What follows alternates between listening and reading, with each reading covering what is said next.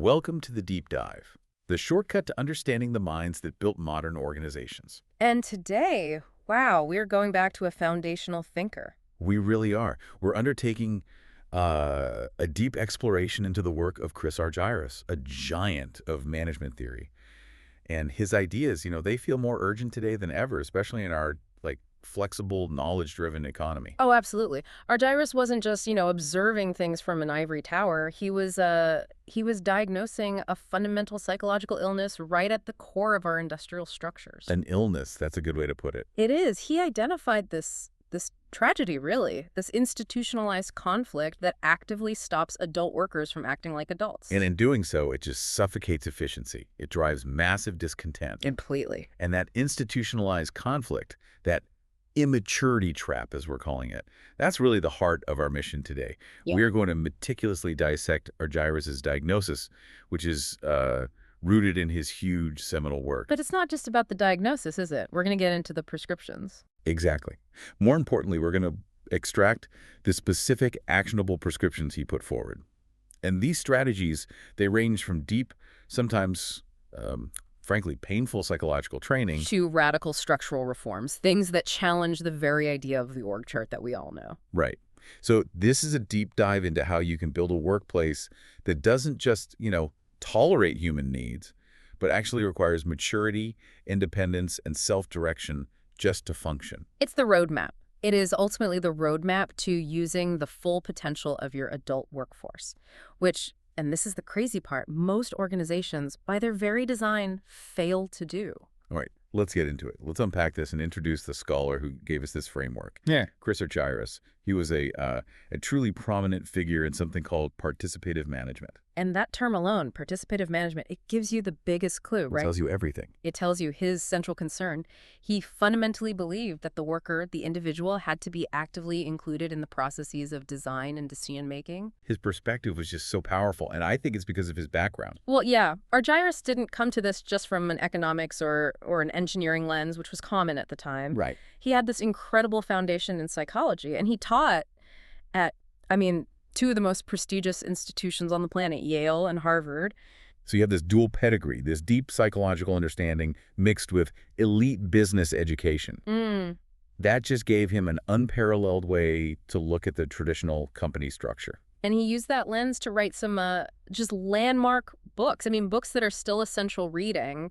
Personality and Organization, which came out in 1957. And then Integrating the Individual and the Organization in 1964. And if you just look at those titles, right, they tell you the whole story. His entire preoccupation was that friction point between the individual person and the institution. His entire focus was analyzing how the individual worker fits, or more often than not, as he found. How they don't fit into the strictures of the company structure. And this leads us right to the main problem he saw. Argyris identified this glaring, major, and completely unnecessary conflict that was just constantly tearing organizations apart from the inside. A conflict between what the individual needs, their social and psychological needs. The person seeking meaning, growth, autonomy. And the strict, rigid, often dehumanizing requirements that the formal organization puts on them. Think about what a person needs for psychological satisfaction at work. Right. They need growth. They need independence. They crave recognition for their unique contributions, and they need some self-control over their environment. But then you look at what the traditional system demands. And it's the exact opposite. It demands compliance. It demands order, predictability, deference to authority, follow the rules, don't step out of line. And according to Argyris, this is precisely why traditional management theories fail, the ones he called classical or mechanistic management. Yeah, the stuff derived from early industrial engineering principles. Those theories, he said, are just fundamentally incapable of handling the modern skilled worker. Because they were built for a different time, a different era. They were designed when the workforce was mostly low-skilled labor doing highly repetitive tasks. Like an assembly line. Exactly. These theories saw human beings almost as interchangeable cogs in a machine. Totally predictable, motivated only by money, and requiring the maximum amount of external control. They just failed completely to account for the actual psychological state, the education, the internal drive of the typical person you hire today. And that failure brings us to the core concept. The basic incongruence, the mismatch. This is the organizational paradox that should baffle any manager who thinks about it for more than 5 seconds. Modern organizations are staffed with highly competent, often educated, and critically mature people. People who, drove themselves to work, who manage their own finances, who raise children, who make complex life decisions every single day. That's the starting point, a pool of high-potential adult human beings. But then the design flaw. The critical inherent error that Argyris pointed out is that the formal organization is structurally designed to control those mature people. How so? Well, it's built on principles like maximum division of labor, a strict chain of command, unity of direction. This design often treats a highly skilled professional exactly like an infant or a machine part that needs constant supervision. So restricted information flow, highly controlled, narrow behavior. Yes, it's the ultimate corporate head scratcher. We spend months, doing these complex interviews to hire independent, proactive, critically thinking adults. And then the second they walk in the door, we put them into a system of rules and metrics and reporting structures that insist they behave like highly controlled toddlers who can't direct themselves. It's self-sabotage. It's almost self-sabotaging behavior that's just baked right into the organizational DNA. And the result of this, Uh-huh. this institutionalized immaturity trap, Yeah. it's devastating. Oh, it is. Argyris argued, and very rigorously, that because the organization fails to use the skills and the potential and the drive of these mature people, because it forces them to act passively and dependently. It leads directly to a massive, and I think this is the key word, unnecessary loss in productivity. Unnecessary. You're not using your human capital. You are actively demoralizing it. It's like you're paying for a Ferrari, and then you build a parking lot so cramped that it can only go 5 miles an hour. That's a perfect analogy. The efficiency is throttled by the very structure that's supposed to create efficiency. So, to really get the depth of this conflict, we need to spend some time defining exactly what Argyris meant by mature versus immature. Right, which takes us right into his central diagnostic framework. The maturity-immaturity paradigm. This framework, which he sometimes also called the adult-infant paradigm, is really the foundation of his whole analysis. It gives us precise, observable psychological states. So we can actually measure the gap between what the worker is and what the organization demands them to be. Okay, so let's start at the low end of that spectrum. The characteristics that define the immature person, or the infant characteristics in his paradigm. Right. These are the traits that a classical organization, whether it knows it or not, actively rewards. What are they? Well, the immature person is defined by a few core things. First, they are fundamentally passive. Meaning they wait for orders, they wait for directions, for some external push to start working. Right. Second, they are dependent on others, specifically their superiors, for decisions, for direction. They lack that internal self-guidance. Wow. Third, their interests are superficial or short-term. They're just focused on the immediate task in front of them without connecting it to the bigger picture, the broader strategy. Yeah, in the last week. And finally, they have shallow or limited skills, which restricts their ability to adapt or to contribute across different parts of the organization. You know, if you look at those 4 traits, passive, dependent, superficial, limited skills, that sounds like the perfect employee for a 1920s assembly line. Precisely. Frederick Taylor would have loved that employee. Now, you contrast that with the mature person, the psychological ideal for any modern knowledge worker. And they are the exact opposite on every single one of those dimensions. Every single one. They are active and proactive. They initiate changes. They start projects. They don't wait for permission. They are independent, which means they're capable of self-management, of making decisions. And critically, they have deep interests and a long-term perspective. They're thinking strategically about the consequences a year, 2 years down the line. And finally, they possess multiple skills. That makes them highly adaptable, capable of complex, cross-functional problem solving. These are the people that modern recruitment teams spend millions of dollars trying to find. So now we can use these definitions to really analyze the conflict. If the mature worker is independent and proactive, what does the classical hierarchical organization demand from them every day? The core demand is compliance. It's obedience. The formal structure asks workers to strictly follow the rules, to stay in their lane, and to do their predefined tasks without questioning them or deviating. The manager's job is just to ensure conformity. And that demand for adherence and dependency, Yeah. it perfectly fits the profile of the immature person. It does. But the reality, as we've said, is that modern companies staff themselves with these highly skilled, mature adults. They often pay a premium for their independence and their creativity. So you have this perfect psychological mismatch.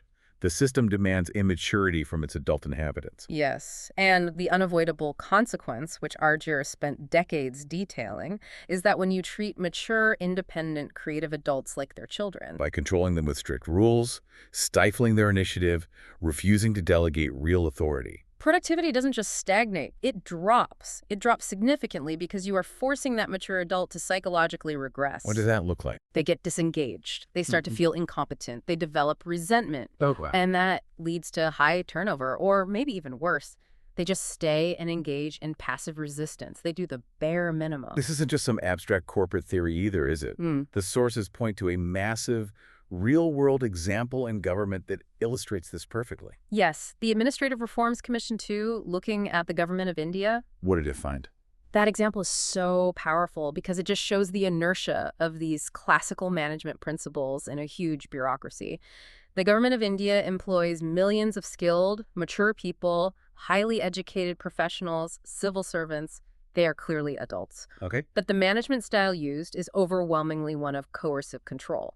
It relies on strict, complex rules, formal authority, and force to get things done. So that immediately puts the entire organizational structure in direct conflict with the psychological maturity of its own staff. It's a textbook case of the incongruence in action. And the result? Exactly what Argyris would have predicted.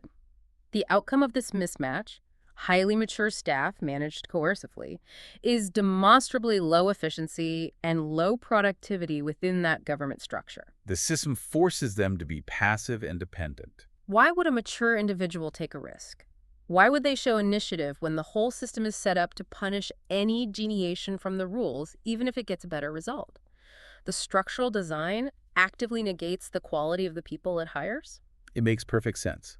But before we jump into Argyris' solutions, we have to address a point of nuance. It shows he wasn't just, advocating for some one-size-fits-all utopia. That's a vital point. He acknowledged that the old, strict, mechanistic style, the one that aligns with McGregor's Theory X, it wasn't entirely useless. So where did he say it still holds up? He admitted that the classical style can work well in very specific contexts, mostly for routine, highly repetitive jobs, especially those lower down the hierarchy. And in certain industries. And in certain traditional process-driven industries like mining, heavy manufacturing, or high-volume data entry, places where the environment is stable and the task requires very little intellectual discretion. So if the work is routine and the environment is stable, the Theory X coercive model is functional because the necessary behavior for the task is, well, it's immature behavior. It's just following orders. Correct. But the moment you move into the modern economy, into non-routine, service-oriented jobs, R&D, creative roles, knowledge work, that mechanistic approach becomes a huge liability. Because those jobs require the exact independence and proactivity that classical management is designed to stifle. Precisely. So for the vast majority of modern roles, managers have to make this fundamental philosophical shift to a humanistic approach, more like McGregor's Theory Y, one that actually respects and caters to mature personalities. And if they don't? If they don't, they're consciously choosing inefficiency. They're choosing to lock their adult employees into that infant trap. The organization is actively choosing to regress its own people. So we have the diagnosis. It's comprehensive. Organizations are failing because they structurally force mature adults into dependent, immature roles. Right. Which leads us directly to the prescriptions. Argyris laid out these very specific strategies, both behavioral and structural, for organizations to foster that critical maturity and escape the trap. And the first major strategy is maybe the deepest dive into human psychology. It's about supporting what he called the 7 components of maturity. This isn't just some simple HR checklist, is it? No. It's a detailed developmental journey that the individual has to go on, and the organization has to actively facilitate this process, not get in its way. These 7 components, they map the psychological movements required for a worker to fully transition from an immature, dependent state to a mature, truly contributing adult in a professional setting. Right. The organization has to realize if it demands maturity from its people, it has to design a system that allows for that growth path. Let's break down a few of these crucial shifts. They really reveal the depth of his thinking. The first shift is from passivity to activity. This is moving from sitting still and waiting for your manager to tell you what to do next, to proactively taking action, identifying problems on your own, seeking out opportunities for improvement without being told. So for an organization to support this, it has to create systems where initiative is actually rewarded. Or at the very least, not punished. Because a passive employee is safe. An active employee takes risks. And if your culture punishes any risk that doesn't pay off, the mature person will just naturally regress to passivity to survive. Then there's the foundational shift, from dependence to independence. This is where the employee relies less on the boss for constant guidance and decision-making. And they start to assume self-direction. Maybe they define their own milestones for a project, for example. But that's a huge challenge for the organization because independence means the manager has to give up some direct control. And a Model I organization sees that independence as a threat to the chain of command. It will actively try to rein in employees who show too much autonomy, thereby forcing dependence, even on basic tasks. Let's look at another one. The movement from a subordinate position to an equal position. This is a really powerful point that I think often gets missed. It's not about job titles or pay, necessarily. No, it's about the feeling. The psychological acceptance of feeling equal to others in terms of inherent human worth and contribution, rather than just constantly seeing yourself as an underling whose only job is to take orders. And for that psychological shift to happen, the organization has to fundamentally change how it communicates. Managers have to stop using language that diminishes the employee's contribution. They have to start communicating a genuine belief that the employee can understand the bigger strategic picture. And when an employee feels essential, when they feel equal in a dialogue, they start to take an ownership that's equal to the task. And let's talk about the culmination of all this. The shift from no self-awareness to self-awareness and control. This is the ability to understand your own strength, your limitations, your emotional reactions, and to control them appropriately, especially in a stressful environment. Argyris understood that organizational success relies on the employee's internal state. Right. If a system is so volatile or controlling that it triggers chronic anxiety in people, the worker can't maintain self-awareness. They just revert to defensive behaviors. They get territorial, they hide information. So organizations have to ensure their environment doesn't punish workers for making these 7 shifts, but instead facilitates them through training and real structural support. Exactly. And that focus on psychological integrity and managing stress, it leads us right into strategy number 2, improving interpersonal competence. And this isn't just about being friendly or, good at small talk. This is the deep professional ability to function well with others. And it relies heavily on something he called psychological integration. Psychological integration. That sounds important. Where what is it? It's a core concept. It's Argyris's ultimate goal, really. It describes the state where an employee feels truly attached to the goals, the values, the environment of the organization. Why? What creates that attachment? Because their personal needs are being met by the organization's success. When you get to that state, motivation just skyrockets. Because their personal objectives are now perfectly aligned with the organization's objectives. So they aren't just working for a paycheck anymore. No, they are working for themselves through the company. So how does an organization get to this crucial state of competence? Argyris laid out 3 necessary psychological conditions that have to be met within the worker. The first one is self-acceptance. Self-acceptance means internalizing professional self-worth. It means you value yourself and your capabilities enough to believe, I can genuinely handle this complex challenge, or my unique perspective is valuable here. It's internal self-respect, but applied to your professional identity. That's a great way to put it. The second condition is confirmation. And this is the vital reality check. It is. It involves the organization providing opportunities for the employee to test and prove their self-image against reality through successful work. So if a worker believes they're capable, that's self-acceptance. But the organization never gives them a challenging task to prove it. They remain unconfirmed. Their belief is just an abstract idea. Confirmation requires management to trust the employee with high-stakes work, allowing them to demonstrate their maturity and their capability. And the third condition is essentiality.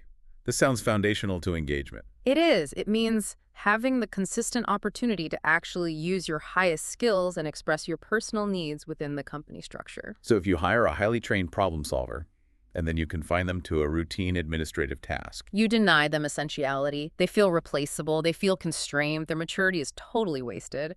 Conversely, an employee who feels truly essential that the organization needs their specific skills is psychologically integrated and highly motivated. So those three conditions are the psychological groundwork. Yeah. But Argyris didn't stop there. He outlined 4 specific proactive behaviors that employees should adopt to achieve this competence. Right. These are actions that actually shift the organizational climate. The first behavior is owning up to and accepting responsibility for their ideas.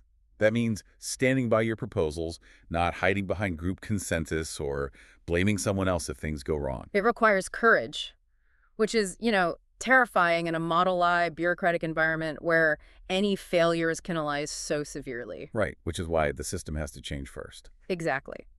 But when an individual is competent, they stand behind their work. The second behavior is being open to others' ideas. True interpersonal competence means recognizing that the best solution doesn't have to be your own.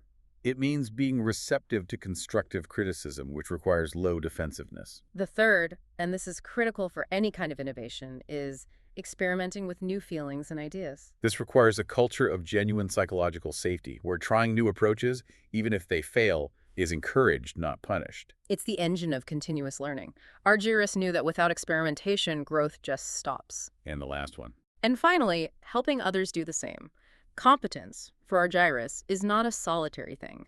It gets amplified when you actively foster a supportive environment where your peers also feel safe to own their ideas, to be open, and to experiment. So you shift the culture from individual silos and competitiveness to collective growth and shared maturity. That's the goal. Okay, moving from the individual behaviors to the organizational blueprint itself, strategy 3 involves some pretty dramatic structural changes. Yeah, Argyris was very clear on this. Simply changing managers' attitudes isn't enough. The rigid pyramid itself, the inherent structure of the organization, had to be addressed. So he suggested mixing the old, strict pyramid structures with entirely new, more democratic forms. He categorized 4 specific structures. They range from the classic centralized model to a completely decentralized system. And he argued that organizations needed the flexibility to use different ones depending on the task. Okay, let's start with structure I. This is the classic pyramidal or mechanistic structure. Structure I is the epitome of classical management. It's the traditional, strictly ruled hierarchy. It's characterized by maximum division of labor, a clear chain of command, and maximum control. It's optimized for routine, repetitive work, where subordinates basically make 0 operational decisions. Right. Power is entirely at the top, and information flows vertically and usually very slowly. Okay, so structure 2 is a slight modification of that, the modified formal structure. This is the structure a lot of contemporary companies adopt when they start talking about employee engagement, but don't want to change fundamental authority. What does it look like? In structure 2, subordinates participate, but only slightly in decision-making. The structure might use, suggestion boxes or small feedback committees. It's often compared to Rensis Lakert's linking pin model, where supervisors act as communication connectors between the layers. So the intent is to improve communication flow, but the structure is still fundamentally top-down. And true decision-making authority remains centralized. Yes. Now we get to where Argyris begins his real organizational reform. Structure 3, which he called functional power. This is a profound break from classical design because it introduces dynamism into the concept of authority. What do you mean by that? In Structure 3, authority is distributed not based on your job title or your level in the hierarchy, but entirely on expertise and competence related to the task at hand. So give me an example. Okay, so if the team is facing a crisis related to cybersecurity, the person who has the deepest knowledge of cybersecurity architecture, regardless of their official rank, is temporarily granted the authority to make the critical decisions. So the power flows to the knowledge, not to the rank. The org chart kind of shifts depending on the problem you're trying to solve. Exactly. It's inherently more democratic and flexible than the first 2 models. It allows for rapid, effective problem solving because the individual with the highest competence is empowered immediately. You avoid all the bureaucratic delays. And this structure inherently rewards maturity. It has to. It demands specific, demonstrable expertise and active participation. Which leads us to the most radical suggestion, Structure 4, often represented by the purest form of the matrix organization or self-managing teams. In Structure 4, the goal is total integration and decentralized power. The structure explicitly eliminates the traditional superior-subordinate or boss-worker relationship in the classical sense. Oh, That's a staggering claim. If you eliminate the boss-worker relationship, what enforces compliance or direction or even basic quality control? Where does the authority come from? It's replaced entirely with self-discipline and internalized responsibility, which is only possible when the workforce has achieved those high levels of psychological integration and maturity we talked about. So this structure assumes the workers are already proactive, independent, and focused on deep long-term interests that align with the organization's mission, the conditions of fusion. Right. The direction comes from the project goals themselves. Accountability comes from peer pressure and internalized professional standards, and coordination comes from the collective need for success. It sounds almost utopian. But Argyris argued it was essential for complex, non-routine work. It's essential because only Structure 4 guarantees the autonomy that's necessary for high-level creative performance. It's the ultimate structure for self-managing teams in environments like high-tech R&D or specialized consulting groups where the knowledge resides entirely with the performers on the ground. This push toward these newer, more dynamic structures, especially 3 and 4, it seems fundamentally tied to what Argyris called job enlargement. Yes, and this is a distinction you really need to be crystal clear about because it separates genuine growth from just busy work. So let's clearly contrast job loading with job enlargement. What's job loading? This is an area that's so often misinterpreted by management. Job loading is simply giving a worker more routine tasks. You increase the volume of work without increasing the complexity or the decision-making authority. So if a data entry clerk is told to enter 100 more forms a day, that's loading. That's loading. It increases their workload, but it maintains the exact same level of cognitive demand and dependency. And for a mature worker, this quickly leads to frustration and resentment. And job enlargement is the antidote to that. It is. In Argyris' view, it means expanding a worker's intellectual and interpersonal activities. It involves giving them ownership over decisions, requiring them to engage in strategic thinking, and increasing the scope of their cognitive involvement. This is what really caters to the mature personality. Because it provides that feeling of essentiality, and it allows them to make that transition from passivity to activity. So going back to our data entry clerk, if that clerk is now made responsible for designing the next data entry system, including choosing the software and defining the quality metrics. That is enlargement, precisely. Yeah. They are using their mature capabilities, proactivity, multiple skills, a long-term perspective, instead of just repeating a limited behavior over and over. Okay, so beyond structural reform, Argyris knew that individuals would need some intense training to actually thrive in these new, complex structures, especially the ones that demanded high self-awareness and low defensiveness. Which brings us to strategy 4, sensitivity training, or the T group. The urgency for this kind of training is rooted in the simple reality of modern business, right? Adapt or die. That's it. Organizations have to adapt quickly to a fast-changing environment or they will perish. And the speed of that change demands internal resilience and a high capacity for interpersonal truth and feedback. Which most traditional corporate cultures are designed to suppress. Actively suppress. Mm-hmm. So the tool he advocated was sensitivity training, or the T group. The T is for training. And it's a highly intense laboratory-style program where organizational defenses are stripped away. What happens in a T group? It's an experiential learning environment. People expose their actual observed behavior, how they respond to conflict, how they try to control other people, how they react to criticism, all in a safe setting. And they give and receive candid feedback. Very candid feedback. And then they consciously experiment with new behaviors. It forces participants to confront the gap between how they think they behave and how they are actually perceived by others. That sounds incredibly intense, maybe even emotionally challenging. What's the ultimate goal of putting managers and workers through that level of scrutiny? The goal is profound self-development. First, to help individuals understand their personal limitations and rapidly become more self-aware, to see their own Model I controlling behaviors in action. And for the organization. And critically for the organization, the goal is to improve how the entire group functions together. By fostering genuine trust, reducing interpersonal friction, and building group competence, you're training people not just to do tasks, but to be emotionally and interpersonally mature enough to collaborate without having to rely on formal rank. To bring all of these concepts together, the psychological maturity, the structural reform, the interpersonal competence, we have to talk about the ultimate success metric, a concept he developed with E-Write-Bake, the fusion process. The fusion process provides the perfect definition of what organizational efficiency actually is from Argyris' perspective. It explains that true efficiency is achieved by managing two seemingly opposite processes at the same time and making sure they merge effectively. Okay, so the first process is the personalizing process. That's the individual's perspective. It's the individual trying to satisfy their own goals, whether those are needs for achievement, independence, status, or personal growth. It's the search for personal fulfillment at work. And the second is the socializing process. That is the organizational imperative. That's the individual trying to satisfy the organization's goals. Maximizing profit, ensuring product quality, gaining market share. This is the institutional demand. And the true magic, the true sustainable efficiency, happens when those two forces align perfectly. Exactly. Fusion occurs when both processes take place at the same time and merge effectively.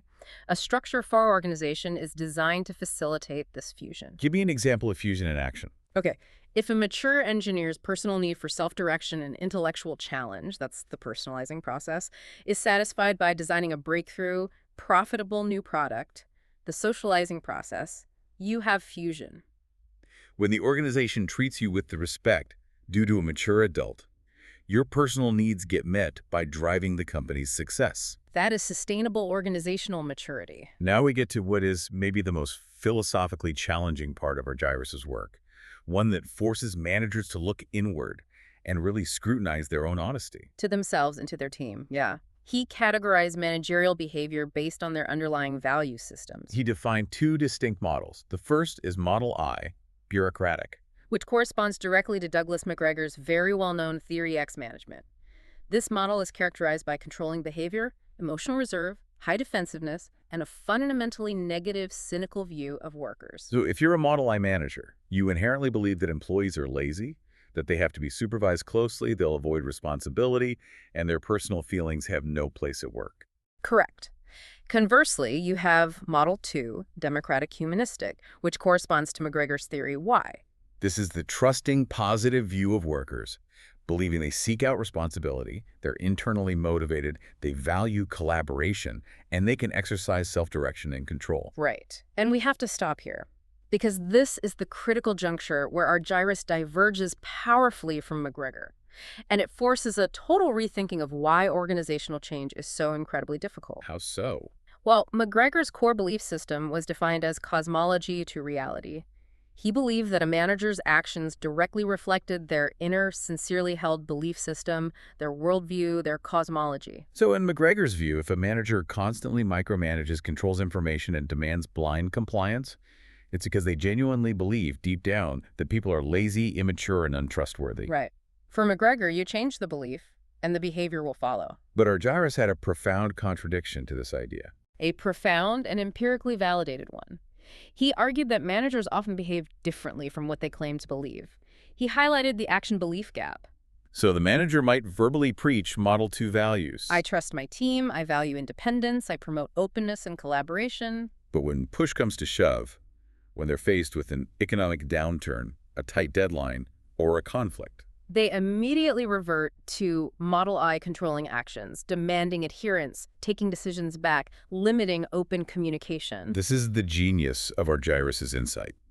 He showed that the problem wasn't necessarily the manager's heart or their belief system, it was the systemic pressure. Exactly. The traditional organizational structure I or 2 is so entrenched with Model I demands, clear hierarchy, quantifiable control metrics, punishing failure, that it forced the manager, even one with genuine Model 2 beliefs, to act defensively and coercively just to survive within that system. They betray their own beliefs because the system demands short-term, measurable control, which is the hallmark of Model 1. Precisely.